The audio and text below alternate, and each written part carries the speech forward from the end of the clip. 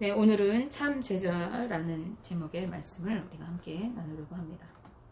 네, 지난 주일이 스승의 날이었습니다. 우리가 주일날도 나눴는데 우리는 오늘의 내가 있기까지 만나온 선생님들의 좋은 영향뿐만 아니라 좋지 못한 영향들을 통해서 지식을 얻기도 하고 또 가치관이나 사고하는 능력 등을 그리고 또 생활 양식 등을 이렇게 형성해 오게 된 것이라고 말씀드렸습니다. 그렇기 때문에 누구의 제자가 되느냐 하는 것은 그 사람의 인생을 결정하는 아주 중요한 문제가 되겠습니다. 그런데 이제까지 우리가 그 국가적인 그 학업의 의무에 따라서 이렇게 만나온 교사들은 대부분이 우리가 어찌할 수 없는, 우리가 선택할 수 없는 경우가 많이 있었습니다. 그런데 이제 앞으로 우리가 살아갈 동안에 우리는 누구를 나의 스승으로 삼고 따를 것인가 하는 그런 선택을 할 수 있는, 결정할 수 있는 경우들이 있습니다. 하지만 영화를 보면서 이 주인공이 무엇인가를 배우고자 할 때에 그 분야의 1인자를 찾아가서 그의 수하에서 배우기를 청하고 또 함께 생활하는 것을 보게 되어집니다. 특히 무협영화 같은 경우에 자신의 삶을 이제 주인공이 다 정리하고 나서 무술고수를 찾아가서 함께 생활하면서 무술 기법을 배우고 그 무술만 배우는 것이 아니라 그 스승의 말 한마디 한마디, 행동 하나하나까지도 배우려고 하는 모습을 우리가 볼 수 있습니다. 그런데 영화뿐만 아니라 오늘 성경에서도 자신의 삶을 버리고 제자의 길을 가는 그런 사람들의 이야기가 등장하는 것을 우리는 볼 수 있습니다. 누군가 하니 바로 예수님의 12 제자들입니다. 물론 성경은 영화하고는 다르게 예외적으로 영화나 드라마에서는 제자가 스승을 찾아가지만 성경에서는 스승이신 예수님께서 친히 제자들을 직접 찾아다니시면서 부르셨습니다. 그렇지만 제자들은 예수님의 그 부르심에 즉각적으로 반응하고 또 자신들의 삶을 버려두고 예수님과 함께 생활하였습니다. 그런데 말씀을 읽으면서 우리는 예수님께서 자신의 12 제자들만 부르신 것이 아니라는 것을 알 수 있어요.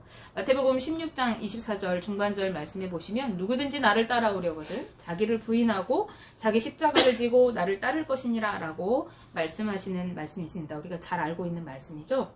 예수님은 누구든지 따를 수 있다고 말씀하세요. 누구든지 따라오라고 하고 계신 것입니다. 즉 우리 모두를 예수님은 예수님을 따르는 제자로 부르고 계신 것입니다. 부활하신 예수님께서 승천하시면서 제자들에게 주신 사명 또한 가서 모든 민족을 제자로 삼으라고 하시는 것이었죠. 마태복음 28장 19절 20절 앞부분 말씀까지 보시면 그러므로 너희는 가서 모든 민족을 제자로 삼아 아버지와 아들과 성령의 이름으로 세례를 베풀고 내가 너희에게 분부한 모든 것을 가르쳐 지키게 하라 라고 명령하셨습니다. 모든 민족을 주님의 제자로 세우라고 하시는 것입니다. 우리는 이러한 말씀을 통해서 이제 우리를 그리고 나를 제자로 부르고 계시는 예수님의 음성을 듣게 됩니다.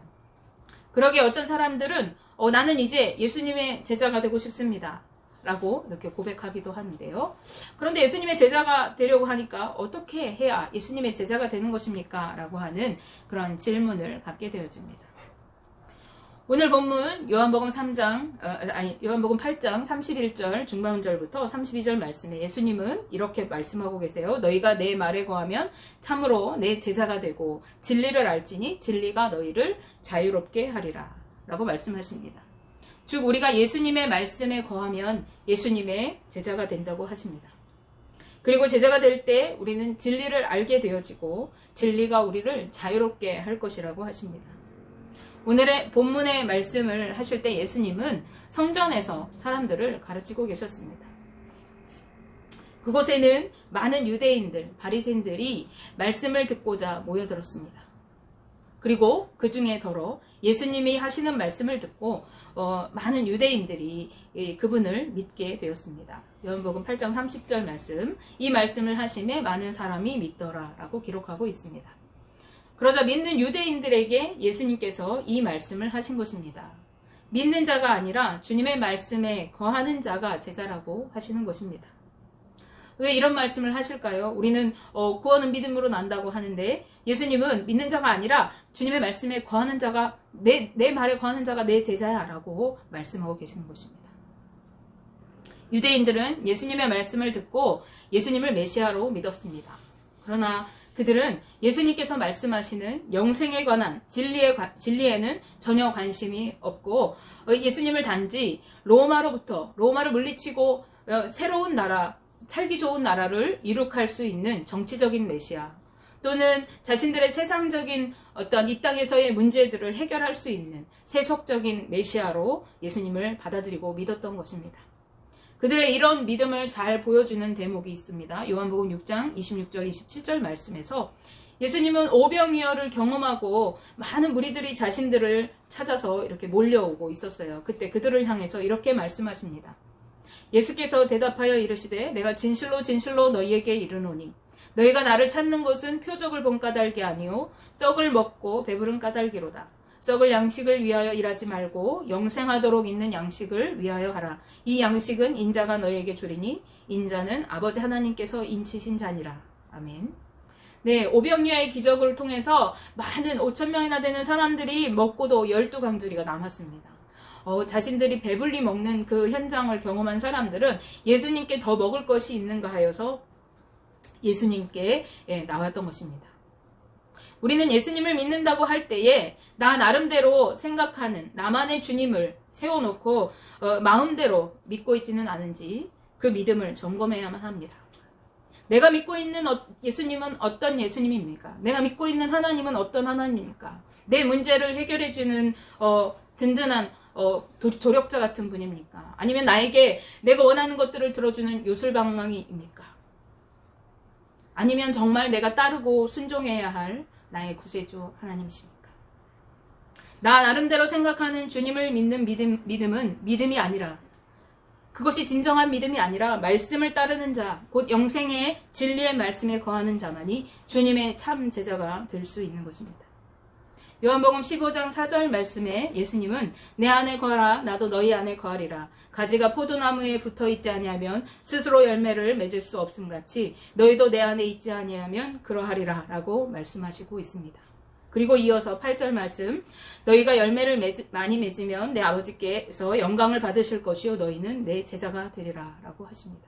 우리가 주님 안에 거하고 주님 안에서 열매를 많이 맺을 때에 하나님께 영광이 돌려질 뿐만 아니라 우리가 주님의 제자가 된다고 하시는 것입니다. 그렇다면 본문에서 주님의 말씀 안에 거한다 라고 할 때에 이 거한다는 것은 무엇을 뜻하는 것입니까? 첫째, 그것은 주님의 말씀을 절대적인 가치로 인정한다는 뜻입니다. 당시 바리새인들은 예수님을 나사렛 총동네의 목수인 요한의 아들로 여겼습니다. 그렇기 때문에 예수님이 말씀하시는 천국 복음, 진리의 말씀을 하나님의 말씀으로 받는 것이 아니라 목수, 촌구석에 사는 목수의 아들의 사람의 말로 들었던 것입니다. 오늘날에도 어떤 사람들은 말씀을 들을 때에 저 말은 세상적으로 생각할 때 좋은 말이야, 아니면 교훈적인 말이야 라고 이성적인 또는 지식적인 어떤 것으로 받아들이는 경우가 있습니다. 이렇게 받아들인 사람은 그가 비록 교회 안에 있다고 할지라도, 그가 예배의 자리에 있다고 할지라도 온전한 믿음의 사람이라고 할 수가 없습니다. 그렇기 때문에 예수님은 마태복음 7장 21절 말씀에서 나더러 주여 주여 하는 자마다 다 천국에 들어갈 것이 아니오 다만 하늘에 계신 내 아버지의 뜻대로 행하는 자라야 들어가리라 라고 말씀하고 계십니다. 예수님의 이 말씀은 세상에 예수님과 관계없는 사람들에게 하신 말씀이 아닙니다. 세상 사람들이 주님을 주여 주여라고 부르지 않아요. 교회 안에서 주님을 주여 주여라고 부르며 예배하는 그들 중에서 하나님의 뜻대로 행하는 자라야 하늘나라에 합당한 자라고 말씀하고 계십니다. 그러므로 참된 제자는 예수님의 말씀을 하나님의 진리의 말씀으로 알고 경외하며 따르는 자들일 것입니다. 그런가 하면 둘째로 거한다라고 하는 예수님의 말씀 안에 거한다라고 하는 것은 끊임없이 즐겁게 배우는 것을 의미합니다. 제자라는 말의 어원의 헬라어의 어원적 뜻은 배우는 자라는 뜻입니다.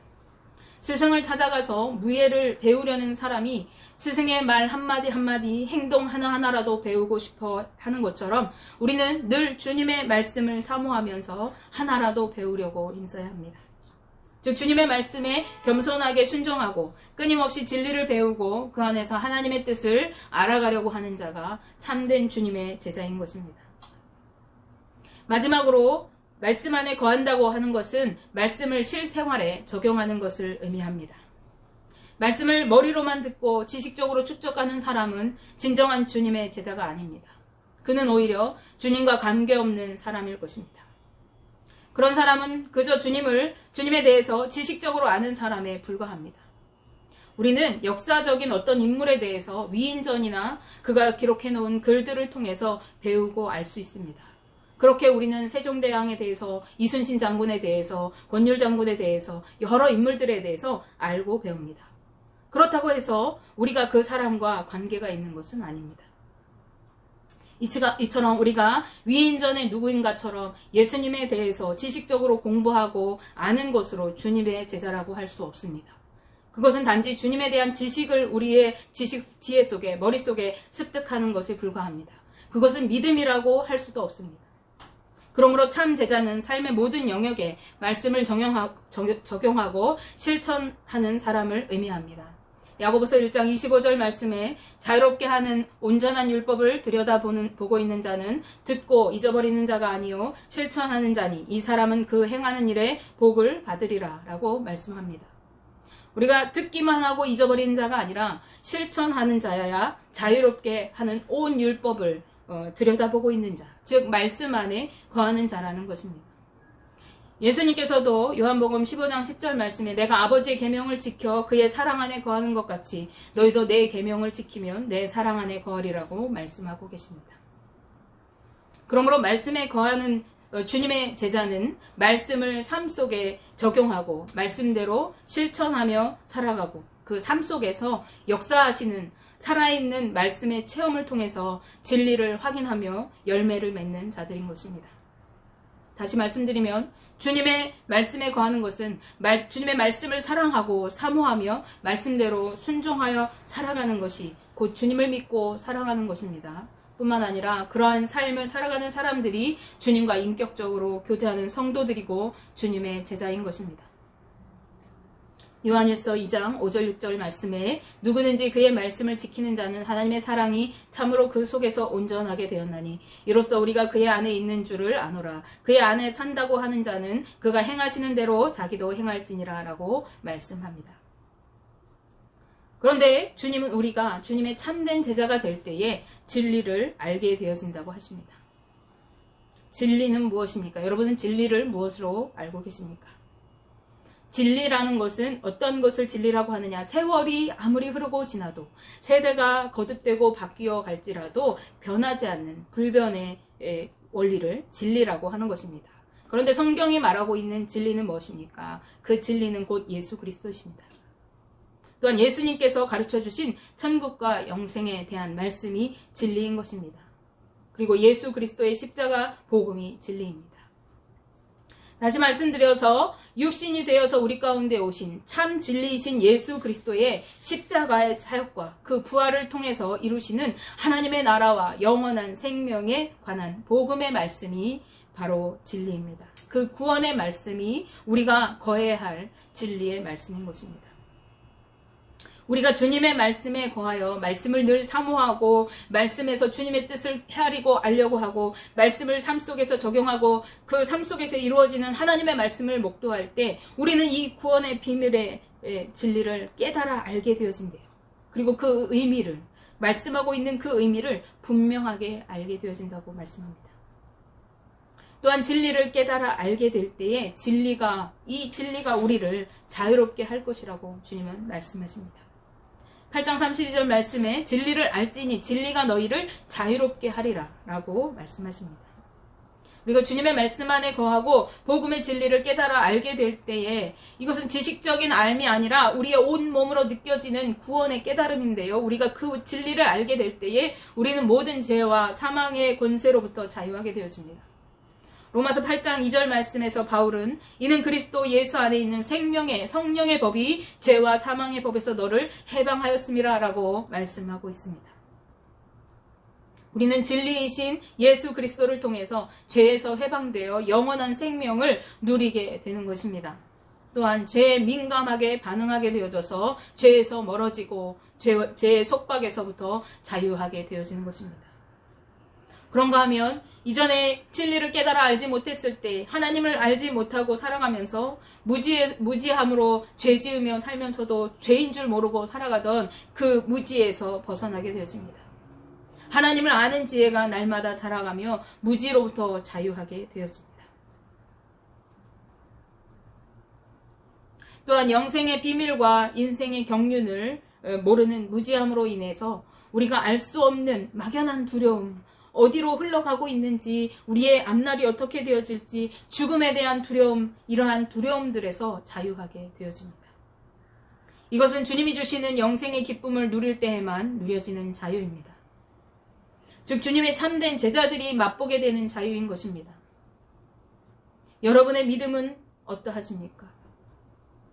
여러분은 주님의 참된 제자의 삶을 살아가고 계십니까? 진리를 온전히 깨달아 알고 주님이 주시는 진정한 자유를 온 삶으로 누리며 살아가고 계십니까? 오늘 저와 여러분이 이 나의 믿음을 점검하시고 예수님의 참된 제자로 온전히 세워져가는 귀한 은혜가 있기를 바랍니다. 진리의 보화를 날마다 캐내면서 주님이 주시는 참된 자유와 기쁨을 누리는 영생의 삶을 살아가게 되시기를 주님의 이름으로 기도합니다.